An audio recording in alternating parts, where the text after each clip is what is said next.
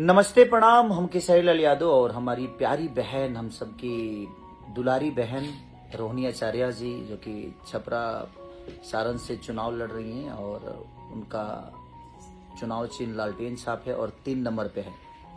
तो मेरे बहन को आप लोग अपना प्यार और आशीर्वाद इतना भरपूर दीजिए कि हमारी बहन विजयी हो के आए और हम सब के लिए दिनों रात जो हमारी छपरा की ज़रूरत है उसको पूरा करे वो, और हमारे छपरा के विकास के लिए अदे खड़ा रहे वो।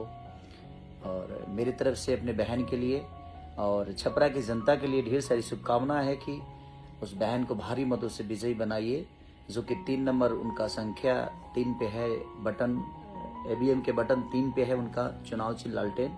तो जैसा कि आपने वीडियो में देखा कि किस तरह से खेसारी भैया ने रोहिणी आचार्य जी या फिर आप कहें कि लालू यादव की बेटी के लिए चुनाव में आपसे समर्थन करने को कहा है। तो अगर आप लोग इनको पसंद करते हैं तो आप इनको चुनाव में समर्थन कर सकते हैं। वैसे खेसारी भैया ने तो इनको पूरी तरह से समर्थन दिया है।